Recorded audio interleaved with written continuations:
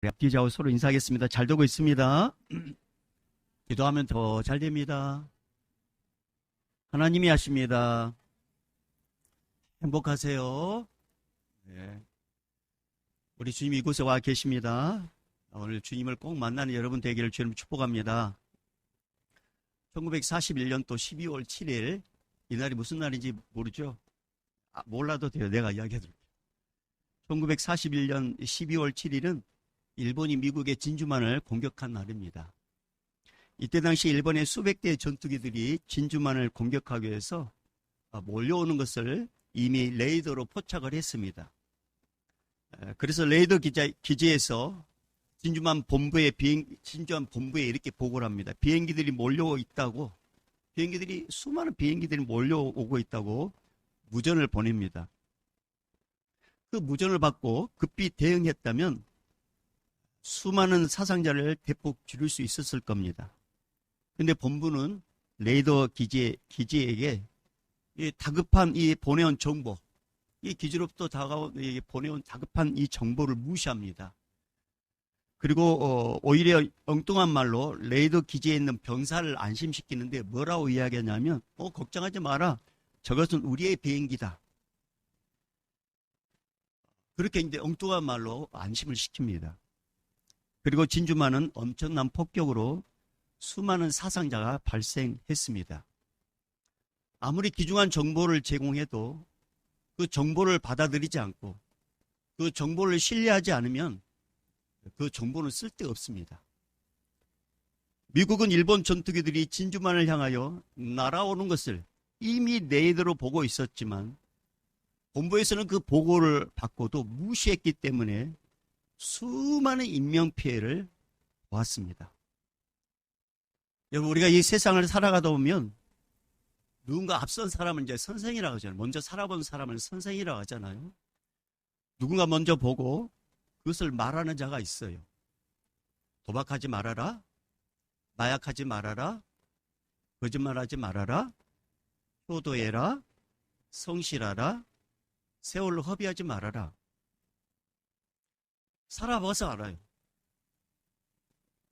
그래서 이렇게 이야기합니다.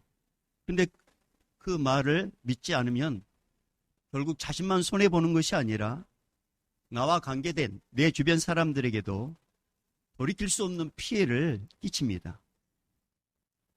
이제 여기서 확장시켜서 예수님을 믿고 신앙생활하는 성도들에게도 예의일 수가 없습니다. 우리의 인생의 생사와 화복의 주관자는 하나님이신데 왜 우리 인생이 이렇게 삶이 고달프고 왜 이렇게 힘들고 왜 이렇게 아프고 왜 이렇게 고통스러울까?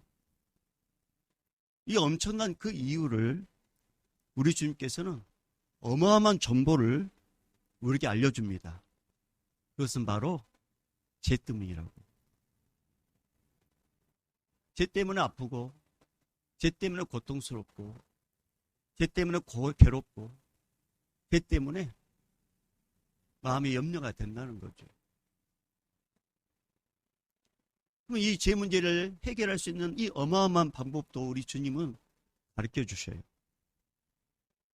바로 예수 그리스도께서 이 인생의 모든 죗값을 십자가에서 지불해 줬다는 사실을 믿는 순간 이제는 죄에서 더 이상 종노릇이 아니라 죄를 지배하는 자가 되게 하시고 하나님의 자녀가 되는 권세를 주시고 천국에서 영원토록 살 수 있는 이 복을 주신다고, 그래서 예수를 믿어야 된다고 어마어마한 영적인 정보를 우리에게 가르쳐 줍니다.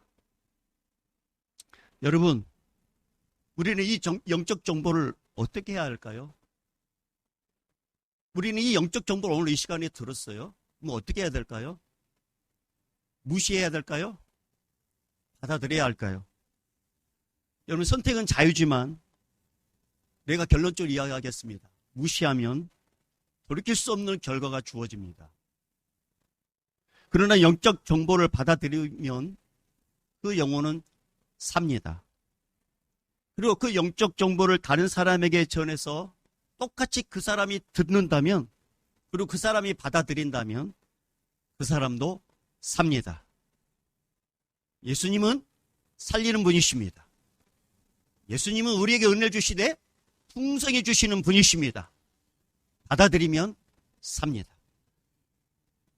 저는 오늘 말씀을 듣는 가운데 그 예수님을 깊이 만나 살아나는 우리 모두가 되기를 주님을 축복합니다. 주님께서 어마어마한 영적 정보를 우리에게 지금 주시고 계십니다.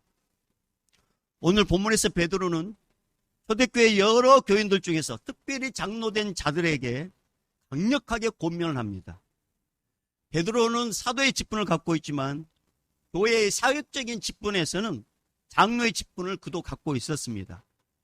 여러분, 구약에서 장로라는 것은 원로, 나이든 지혜로운 자를 의미해요. 그러나 신약에 와서 교회에서 이 장로라는 영적 의미는 예수님을 알고 있는 성숙한 자를 의미합니다. 그냥 우리 교회 이런 장로님이 아니라 예수님을 아는 자, 예수님을 깊이 알고 있고 예수님에 대해서 가르칠 수 있고 예수님을 전할 수 있는 사역자, 그걸 통칭해서 장로라고도 하는 거예요. 그러니까 여러분들은 우리 교회 집사님, 성도님, 장로님 계시지만 여러분들이 예수에 대해서 깊이 알고 예수님에 대해서 알고 가르치고 이야기할 수 있다면 여러분도 똑같은 말씀의 수혜자예요. 장로라는 거죠.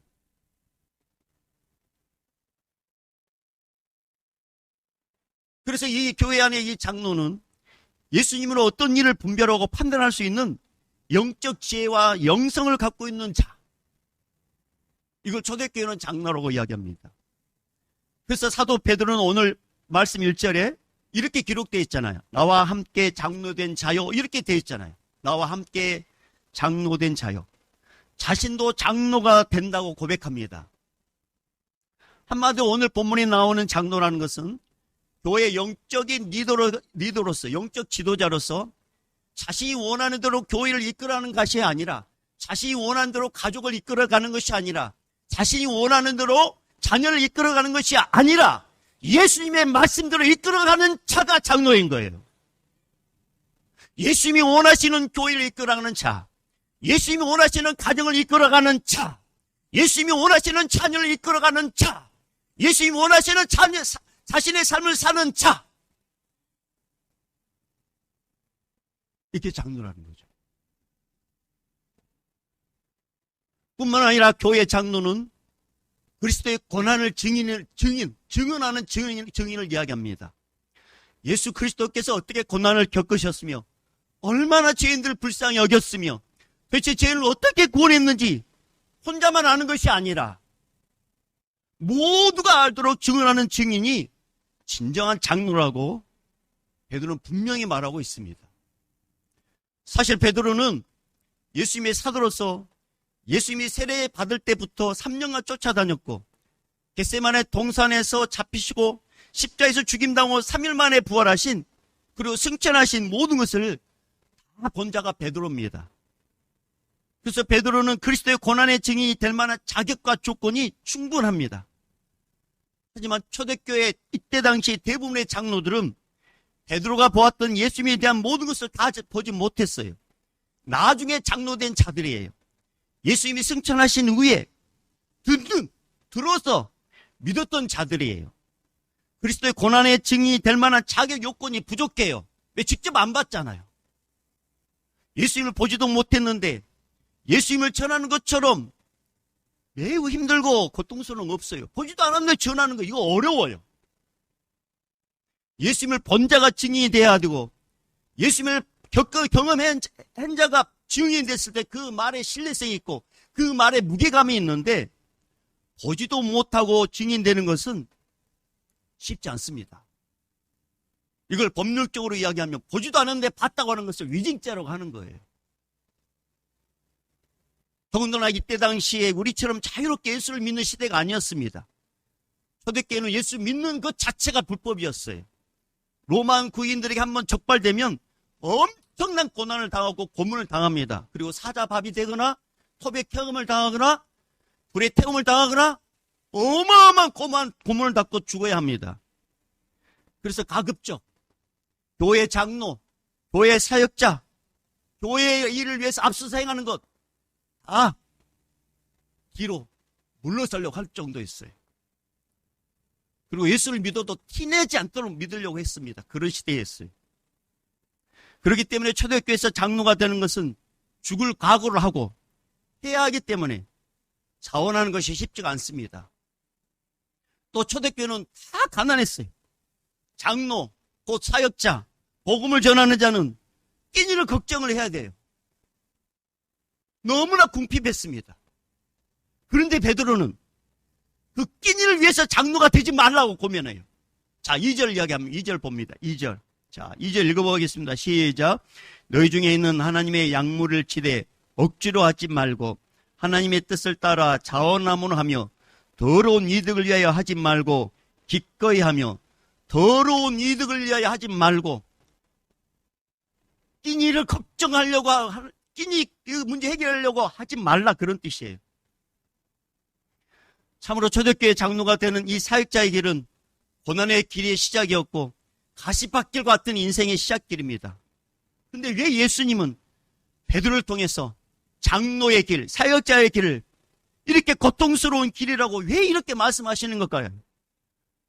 특별히 예수를 믿으면, 특별히 장로가 되고 사역자가 된다면 더 큰 복을 주셔서 모든 성도들이 나도 장로 되고 싶다, 나도 사역자가 되고 싶다, 나도 복음 전도자가 되고 싶다, 그렇게 뭔가 영적 도전을 주도록 복을 부어주셔야 되는데, 장로가 되면, 사역자가 되면, 복음을 전하면 그 길은 고난의 길이고 끼니를 걱정해야 되고 죽을 각오를 하고, 그렇게 한다면 도대체 누가 장로가 되고 싶고 누가 사역자가 되고 싶으며 누가 복음을 전하는 자가 되고 싶겠습니까? 도대체 예수님은 베드로를 통해서 왜 이렇게 부담되는 말씀을 하게 해서 장로가 되고 싶고 사역자가 되고 싶은 이 마음을 부담을 주고 사라지게 한단 말입니까? 참 이해가 되지 않는 말씀입니다. 대체 하나님께서 모든 피조물을 다 창조한 후에 마지막으로 인간을 창조했어요. 우리 하나님께서는 그 인간에게 특별한 지혜와 지식을 부어주셨습니다. 그 인간에게는 일반 피조물이 갖지 않는 하나님의 형상과 하나님의 모양의 특별한 은혜, 그 특별한 은혜를 또 부어주셨는데 그 은혜가 뭐냐 하면 하나님이 세상을 7일 동안 행하시고 창조하셨다는 이 모든 일을 증인으로서 증언하는 그 일을 오직 인간에게 맡겼어요. 이 세상의 모든 피조물 중에 하나님의 영화로움을 입으로 찬양할 수 있는 존재는 딱 인간밖에 없어요. 오직 인간에게 이 모든 피조물을 우리 하나님께서 창조하셨다고 증언하는 증인으로 하나님께서 아담에게, 인간에게 맡겼습니다. 인간은 하나님의 역사에 대한 증인으로서 에덴 동산에서 평생 영원토록 살 수 있는 이 엄청난 복을 받았어요. 그런데 인간이 죄를 짓습니다. 사탄 마귀의 유혹에 넘어가 하나님의 말씀에 불순종합니다. 먹으면 죽는다는 그 하나님의 지엄한 그 말씀을 가볍게 어깁니다. 그리고 말씀을 어기고 기어이 선악과를 따먹어서 죄를 짓습니다. 그리고 이제는 더 이상 하나님을 증언하고 하나님을 증인해야 될 이 사명을 인간은 거부합니다.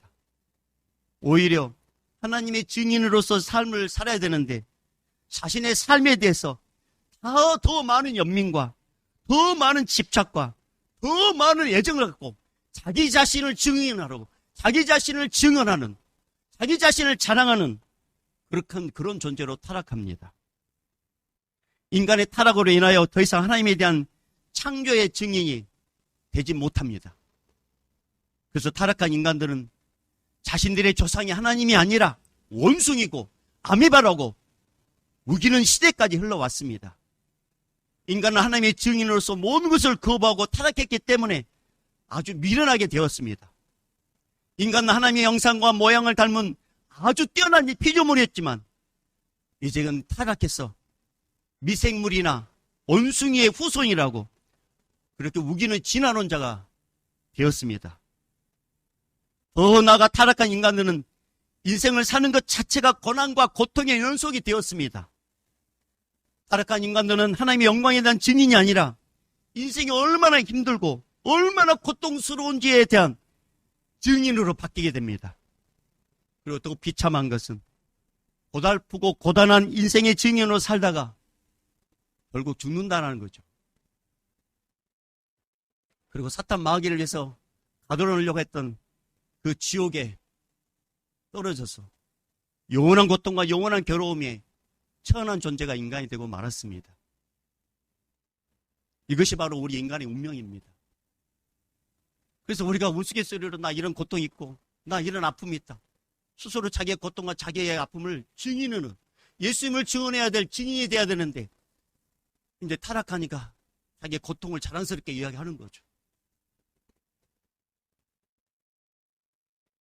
이런 인간의 운명을 손뼉치면서 가장 좋아하는 존재가 누군지 아십니까? 마귀 사탄입니다. 하지만 타락한 인간들을 가장 불쌍히 여기 부신 누군지 아십니까? 바로 전능자신 우리 하나님 아버지십니다.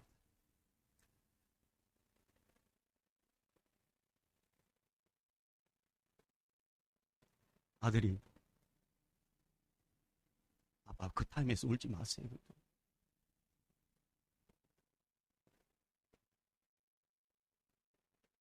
은혜롭고 자비로우신 우리 하나님 아버지께서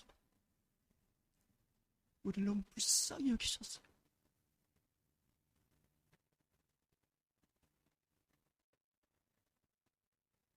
이 죄 문제를 우리는 해결할 수 없기에 이 죄 문제 해결해 주고 싶어서 한 분을 보내는, 그분이 바로 제2격 성자 하나님이십니다. 예수 그리스도. 예수님이 인간의 모습을 오셔가지고 가장 먼저 아파하고 괴로움 당한 자들을 찾아갔어. 그리고 그 인간들에게 피할 길을 가르쳐 줬어요. 그리고 되돌릴 수 있는 엄청난 영적 정보를 가르쳐 줘요. 누구도 예수를 믿으면 제사함 받게 되고 하나님의 자녀가 되고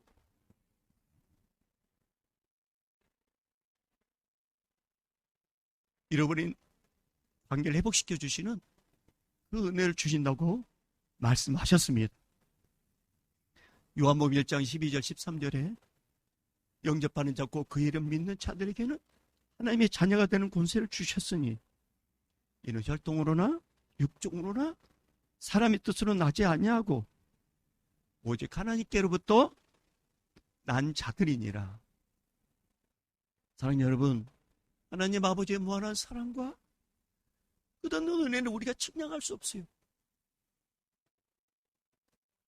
제가 죄인이라는 걸 알기 때문에 막 괴로워. 그 무한한 사랑과 끝없는 은혜의 실체가 바로 예수 그리스도십니다. 예수님이 하나님에 대해서 증인으로서 이 땅에 내려오셨어요. 그리고 인간들에게 수많은 멸시와 천대를 받으면서 하나님이 어떤 분이신지 가르쳐 주셨어요. 그리고 하나님 믿어요. 사랑하는 여러분, 우리 예수님만이 하나님에 대해서 가장 잘하신 분이십니다. 그래서 우리 예수님은 하나님을 다 자랑했어요. 사랑하는 여러분, 우리 구원자 되신 예수님을 우리 자랑하십시다. 베드로는 예수님의 고난과 순환을 다 압니다. 하지만 예수님 승천 이후에 사역자가 된 장로들은, 예수님 이후에 사역자가 된 자들은, 예수님 이후에 예수를 믿게 된 자들은 예수님의 고난과 순환을 직접 눈으로 목격하지 못했어요. 그래서 예수님에 대해서 증인으로 나머지 인생을 산다는 게 정말 힘들었습니다. 그런데 영광의 부활의 주님께서요, 베드로뿐만 아니라 예수님의 순환과 고난을 목격하지 못한 자들에게 계속 나타나셨어요. 계속 보여주셨어요. 말씀을 읽을 때 깨닫게 해주시고, 기도할 때 응답해 주시고, 눈을 열어서 세상을 보면서 주님의 작품을 감탄하게 하셨어요. 설교할 때 어떻게 예수님을 증거해야 하는지 설교자에게 가르쳐 주시고, 설교를 들을 때 그 말씀이 믿어지도록 주님께서 가르쳐 주셨어요. 그렇게 계속 예수님이 계신다는 것을 보여주셨습니다. 여러분, 사도행전 16장에 보면 사도 바울이 나와요. 이 사도 바울은 예수를 믿는 자가 아니었어요. 처음에는 예수 믿는 자를 죽이는 일에 앞장섰던 사람이었어요. 근데 이 사람이 예수를 만나요. 부활의 주님을 만납니다. 그리고 이제는 그 인생이 달라져요. 예수님을 전하는 자로 달라져요. 그가 깊이 예수님을 만나게 되는 계기가 있습니다.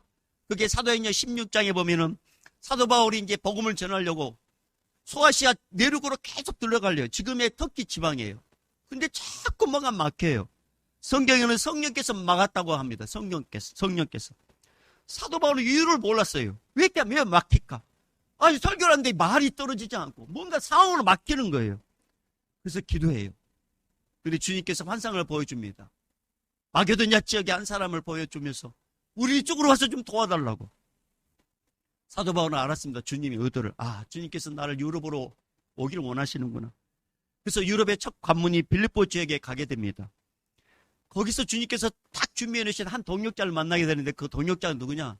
자전사 루디아입니다. 그 루디아 집을 중심으로 복음을 전하게 되는데 어느 날 귀신들의 점을 치는 한 여자아이가 있었어요. 근데 자꾸 하나님의 사람이라고, 하나님 사람이라고. 근데 이게 자꾸 거슬리는 거예요. 주님을 드리는 게 아니라 주님의 복음을 방해하는 일이었어요. 그래서 예수의 이름으로 명령해가지고 그 귀신을 쫓아내 줍니다. 그러니까 이제 이 귀신들의 점친 이 아이를 통해서 돈 벌었던 사람들이 이 사도 바울을 훈기문란죄로 고발해요. 그러니까 로마 사람들이 어마어마하게 때려가지고 감옥에 딱 쳐넣었거든요. 바울과 실라를. 이런 고통 가운데 있을 때 바울과 실라가 당했던 게 뭔지 아십니까?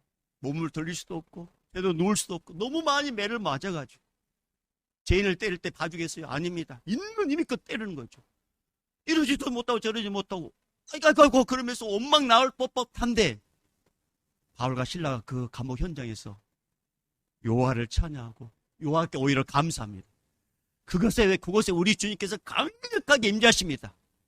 땅을 흔들리게 만들고 옥문이 열리게 만들고 수갑이 풀어지게 만들고 그리고 간수장이 예수 믿도록 역사해 주셨습니다. 그렇게 예수님께서 계시다고 계속 보여주는 거예요. 그러니 안 믿을 수 있겠어요? 예수님을 이렇게 경험하고 체험한 사역자들은 어떤 고난이 와도 어떤 고난이 찾아와도 예수님의 증인으로서 모든 핍박을 이겨내고 억지로 사역하지 않습니다. 자원함으로 사역하고 약물의 본이 되려고 섬김의 삶을 삽니다. 예수님을 경험한 자는. 자, 그게 3절입니다.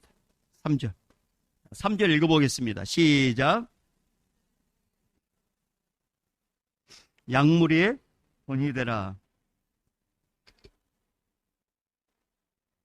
예수님을 경험한 자, 부활의 목격을 하지 않았지만 승천하신 건 보지 않았지만 늦게 예수 믿었지만 늦게 예수의 살결을 부름받았지만 주님께서 끊임없이 보여주심으로써 예수를 만난 자들은 무슨 일을 하든지 억지로 하지 않았어요. 감사함으로 했습니다. 쓰임받은 것을 감사하며 했습니다. 즐겨하며 했습니다. 섬기면서 이게 나 좀 이렇게 안아달라고 하는 게 아니라 자기도 모르게 이렇게 섬기면서 하는 게 본이 됐습니다. 그러면서 그렇게 따라가는 거죠, 다른 사람은. 하지만 예수님을 보지 못하고 만나지 못한 장로나 사역자들은 억지로 사역을 했고 마지못해 사역을 했고 삶의 우선순위에서 주님이 1번이 아니라 내 자신이 1번이었습니다. 그래서 자신을 위해서 가족을 위해서 먼저 시간을 내고 남으면 여유 있으면 그때 이제 사역을 했습니다. 그래서 결국 초대교회는 두 부류의 종류로 나누어집니다. 예수님을 보지 못한 자들은 일정한 영적 패턴을 갖고 있었어요. 그게 오늘 2절 3절이에요. 자, 2절 3절 읽어보겠습니다. 시작. 육체로 하지 말고 하나님을 따라 자원함으로 하며 더러운 이들을 위해 하지 말고 기꺼이 하며 맡은 자들에게 주장하는 자세를 하지 말고 약물의 본이 되라. 아멘. 예수를 만나지 못한 자, 예수를 경험하지 못한 자, 기도하지 않은 이 역사도 모르는 자들, 말씀을 묵상하지 못한 이 말씀을 모르는 자들, 그런 자들이 지도자라고 그런 자들이 뭐라고 내가지고 딱 했을 때 그런 자는 억지로 했었고 자기 뜻대로 했었고 이득이 되면 했었고 손해가 되면 하지 않았고 자기 생각을 관철시킬 노력했었고 본이 되지 못했습니다. 그는 예수님을 개인적으로 만난 성도, 예수님을 개인적으로 만난 지도자, 예수님을 개인적으로 만난 장로, 예수님을 개인적으로 만난 사역자는 어떤 고난이 와도 기꺼이 사역했고, 돈 때문이 아니라 예수님 때문에 사역했고, 누군가를 주장하는 자세가 아니라 본을 보이려고 노력했고, 그리고 무슨 일 하든지 기쁨으로, 하나님이 없어도, 사람이 없어도 감사하다고 고백하는 그런 자들로 초대교회들은 나눠졌습니다. 사랑하는 여러분, 초대교회 장로들을, 초대교회 지도자들을, 초대교회 성도들을 억지로가 아니라 자원한 마음으로, 기쁨으로, 주장하는 자가 아니라 섬김으로 이렇게 삶을 변화시킨 분이 누구십니까? 제가 잘못 설교했습니까? 다시 묻겠습니다. 답은 예수님이셔요. 사랑하는 여러분, 초대교회 장로들, 초대교회 지도자들, 초대교회 성도들을 억지로 했던 자들을 자원한 마음으로, 본이 되지 못한 자들을 본대 인생으로 바꿔주신 분은 누구십니까? 그렇습니다. 예수 그리스도십니다. 예수님이 그렇게 바꿔주셨습니다. 사랑하는 여러분, 예수님 만나면 그 영혼 삽니다. 예수님 만나면 살인자도 삽니다. 예수님 만나면 도둑도 회복되고 주의 자녀가 됩니다. 그래서 예수님은 하나님에 대해서 깊이 알고 알았기 때문에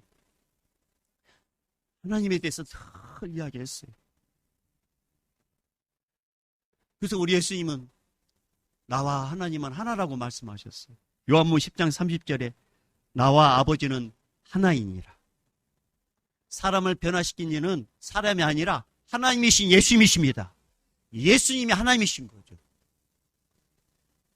하나님이 인간이 알고 싶다고 해서 알 수 있는 존재가 아닙니다.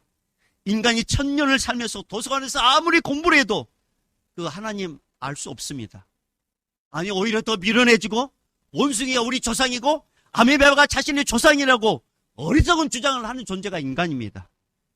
사랑하는 여러분, 하나님은 학문의 대상이 아닙니다. 하나님의 인간의 머리로 연구해서 알 수 있는 분이 아닙니다. 그런데 아는 길이 있어요. 예수님 만나면 하나님 알 수 있습니다. 예수님 믿으면 하나님 알 수 있습니다. 예수님 만나면 하나님이 나를 얼마나 사랑하는지 알 수 있습니다. 예수님을 통해서 알 수 있어요. 하나님, 예수님은 하나님과 똑같은 신성을 갖고 있고 똑같은 능력을 갖고 있고 똑같은 권세를 갖고 계십니다. 그 예수님께서 이 땅에 내려와가지고 하나님에 대해서 증거했을 때 종교 지도자들, 유대 백성들은 하나님에 대해서 모르면서 아는 것처럼 말한다고, 거짓말한다고 생각했습니다. 이들이 생각했던 관점이 뭐냐면 최소한도 하나님에 대해서 이야기하려면 종교 지도자는 돼야 되고 구약의 율법에 능통한 서경환과 율법사가 돼야 되는데, 당신 목수잖아. 당신 아버지 목수고 당신도 목수잖아. 당신 근데 하나님 안다고? 그렇게 하면서 거짓말로 들렸습니다. 이처럼 예수를 믿지 않고 배격하는 종교 지도자들 앞에서 우리 주님은요, 아무런 기적도 베풀어 주지 않았어요. 아무런 능력도 베풀지 않았습니다. 그런데 죄인들, 나는 예수님이 필요합니다. 나는 예수님 필요합니다. 나 같은 죄인 예수님 필요합니다. 그런 자들에게 우리 예수님께서는 찾아가 주셔가지고 수많은 기적을 보여주셨습니다. 오병이의 기적을 보여주셨고 7병이의 기적을 보여주셨고 12년째 혈류증을 알아서 정말 시름시름 앓고 있는 여인의 질병도 치료해 주셨고 눈뜨기도 해 주셨고 안진뱅이도 일어나게 해 주셨고 바다 위도 걸으셨고 결국 사망 곳에 깨뜨려 부활도 하셨습니다. 그 예수님, 그분은 하나님이십니다. 사랑하는 여러분, 우리 예수님은 하나님의 증인이었어요. 그래서 증인은 항상 자신이 보고 들은 것을 말할 수 있어야 합니다. 증인은 어떤 어려움과 어떤 고초를 겪는다 할지라도 자신이 직접 보고 자신이 직접 들은 것을 말해야 합니다. 예수님 바로 자신이 알고 있는 하나님, 자신이 만난 하나님, 자신이 직접 보고 있는 하나님, 그 하나님을 정확하고 분명하게 전달하셨습니다. 예수님은 하나님을 알고 보았기 때문에, 삼위일체 하나님을 알고 있기 때문에 예수님이 십자가상에서도 비참한 죽음을 맞이하면서도 우리 영혼들의 구원자는 예수 당신이 죽어야만 한다는 것을 알고 있기 때문에 신실하게 증인의 삶으로서 사시다가 십자가에 죽으셨습니다. 그리고 부활하셨습니다.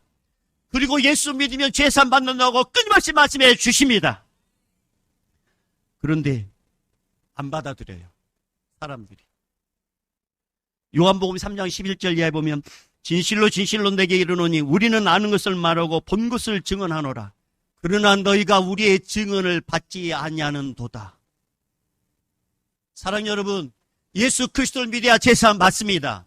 예수 그리스도를 믿어야 하나님의 자녀가 됩니다. 예수 그리스도를 믿어야 우리 영원한 생명 얻습니다. 예수 그리스도를 믿어야 우리는 영원한 천국에 갑니다. 그러나 믿지 않으면 마귀의 종 노릇합니다. 이 땅에 고난받고 고통받고 괴로움받다가 그 다음에 죽어서도 영원한 고통 있는 지옥불에 떨어집니다. 이 엄청난 고급 정보를 주님께서 오늘 말씀하십니다. 우리는 그러면 누구를 믿어야 될까요? 예수 그리스도. 이걸 받아들이십시오. 주님께서 이 시간에 우리에게 은혜를 주셔서 받아주시는 은혜를 허락해 주시길 원합니다. 그런데 예수님 당시 종교 지도자들, 유대 백성들은 예수님을 거부합니다. 그리고 이들은 다 지옥불에 떨어졌습니다. 그러나 예수님 믿고 예수님 의지하고 예수를 바라보는 자, 예수님의 말씀에 순종하는 자, 우리 예수님은 그들을 다 살려주셨습니다. 그리고 영원한 천국에 지금도 가 있습니다.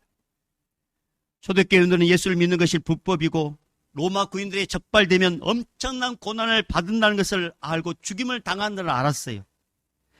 그래서 초대교인들은 장로가 되는 것은 죽을 각오를 하기 때문에 자원한다는 게 쉽지 않지만 끼니 걱정하며 궁핍하며 살아야 한다는 걸 알고 있었지만 그들은 당당하게 사역의 길, 장로의 길, 예수님을 전하는 믿음의 길을 선택합니다. 그 길을 가면은 가시밭길이지만 예수님을 증언하는 증인의 삶을 살기로 선택합니다. 왜냐하면 우리 주님께서 그들의 끊임없이 보여주는 것뿐만 아니라 더 보여준 게 있어요. 고난 넘어서 역사하시는 영광의 주님을 보여주셨기 때문에 그렇습니다. 이 땅에서 100년 길어봐야 100년이다. 그러나 죽고 나면 영원한 나라에서 영생을 복을 받는다. 그 영광의 주님을 보여주셨습니다. 그게 1절 말씀이에요. 자, 1절 다시 한번 읽어보겠습니다. 시작. 너희 중 장로들에게 고나느니 나는 함께 장로된 자요 그리스도의 고난의 증이요 나타날 영광에 참여할 자니라. 아멘. 베드로는 부활의 주님을 목격했잖아요. 그리고 승천하시는 걸 목격했잖아요. 그리고 다시 오기를 약속하신 주님의 약속을 붙잡았잖아요. 그래서 주님은 베드로에게 뿐만 아니라 초대교회 성도들에게 영광의 주님을 기다리는 마음을 막 부어주셨어요. 그래서 막 사역할 수 있도록 끼니 걱정해야 되고 죽음을 걱정해야 되고 내일이 막막하지만 그래도 내가 죽으면 주님 때문에 천국에 간다. 그런 믿음의 확신을 주님이 부어주셨기 때문에 그들은 주님을 증언하는 증인의 삶을 포기하지 않습니다. 사랑하는 여러분, 저는 여러분이 죽어서도 여러분의 이름이 기억되기를 소망합니다.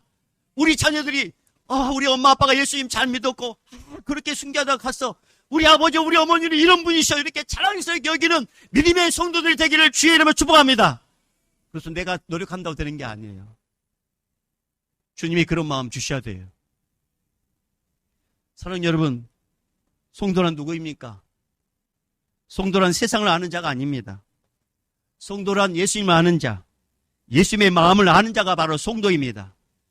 성도란 세상의 정보, 세상의 상황을 알고 세상을 말하는 세상의 증인이 아니라 성도란 예수님이 우리를 위해서 대신 죽으시고 다시 사셨고 다시 오시기를 약속했다고 이렇게 말하는 자가 예수님의 증인이고 이렇게 말하는 자가 성도입니다. 성도는 예수님의 생각과 예수님의 계획을 깊이 아는 자, 어두운 세상에 빛으로 오신 예수님을 드러내는 자가 바로 성도입니다. 성도란 이 땅에 죄짓게 만드는 마귀의 일을 멸하러 오신 예수님을 알고 그 예수님을 가르치고 예수님을 전파하고 예수님을 증언하는 증인된 자가 바로 성도입니다. 사랑하는 여러분, 우리를 죄짓게 하는 일을 멸하게 하려고 이 죄짓게 하는 이 마귀의 일을 멸하려고 오신 분이 누구시라고요? 예수 그리스도십니다. 그 일을 증언하는 자가 성도예요. 성도는 예수님의 증인으로 살면서 고난도 받아요. 핍박도 받아요. 자존심 상하는 치욕도 받아요. 그런데 성도는 그 예수님 잘하는 것을 멈추지 않습니다. 왜냐하면 영광 중에 계시는 예수님을 바라보게 하기 때문에 그렇습니다. 그래서 고난받는 게 영적으로 열매가 돼요. 주님, 오늘 또 내 고난받는 게 너무 감사합니다. 하나님의 나라에 상급이 쌓이는군요. 주님, 뺨 맞아도 주님 감사합니다. 내가 예수님 때문에 뺨 맞은 거 너무 감사합니다. 세상에 내가 나쁜 짓 내가 뺨 맞은 건 당연하지만 예수님처럼 나 뺨 맞은 건 너무 감사합니다. 그러면서 하나님께 영광 돌리는 자가 성도입니다. 사랑하는 여러분, 우리는 세상을 자랑하고 세상을 말하는 세상의 증인이 아닙니다. 우리는 구원자 되신 예수님을 증언하는 증인입니다. 내 인생에 함께 하신 예수님, 내가 아프고 고통스러울 때 내 곁에 계셔서 위로하시고 격려하신 예수님, 내가 울 때 함께 울어주신 예수님, 세상에 살면서 물질 때문에 명예 때문에 흔들리지만 날 붙잡아주고 흔들리지 않도록 붙잡아주신 그 예수님, 여기까지 인도해 주신 그 예수님, 그 예수님을 자랑하는 자들의 성도입니다. 최근에 이제 어떤 목사님 부부를 만났어요. 그 목사님 부부께서 이제 당신들이 이제 위로하는 방법을 하나님께서 사람을 보내가지고 이제 위로한다는 그런 말씀을 하셨어요. 그래서 제가 경험했던 걸 이야기했어요. 상가에서 이제 교척교회 하는데 편하지가 않은 거예요. 상황이 편하지가. 그래서 이제 주님께 주님, 나 위로받고 싶어요. 주님 좀 위로 좀 해주세요. 근데 그날 어떤 할아버지가 오신 거예요. 근데 그분이 이제 여기 쉼터에서 내려가지고 교회를 찾아오는데 큰 십자가를 보고 왔는데 우리 교회까지 온 거예요. 주님께서 이제 그렇게 인도하신 거죠. 저희 기도를 듣고. 그러면서 이제 중고등 예배를 듣는데 이 어르신이 그냥 우는 거예요. 그러면서 이제 가시면서 어쩐 일이십니까 했더니 그분이 대뜸 이렇게 말씀하시더라고요. 여기에도 예수님이 계시군요. 이 상가에도 예수님이 계시군요. 주님이 저에게 그 할아버지를 통해서 위로해 주신 거예요. 나 혼자 여기서 힘들어한 줄 알았다. 예수님 함께 하셨다. 그렇게 우리 예수님은요, 우리를 지금도 위로해 주십니다.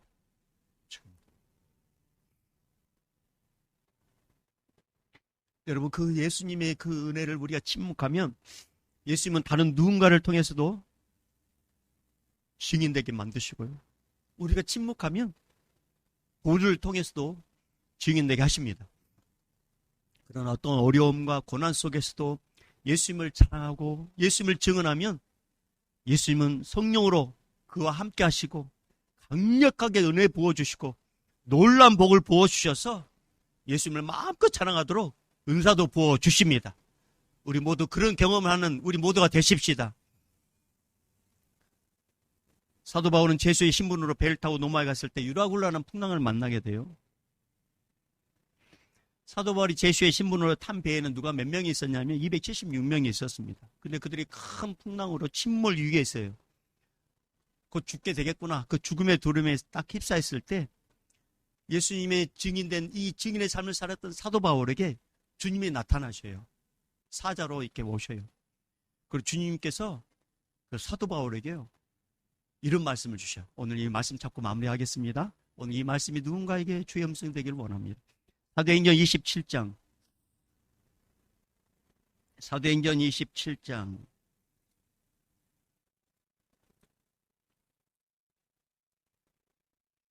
23절에서 25절까지.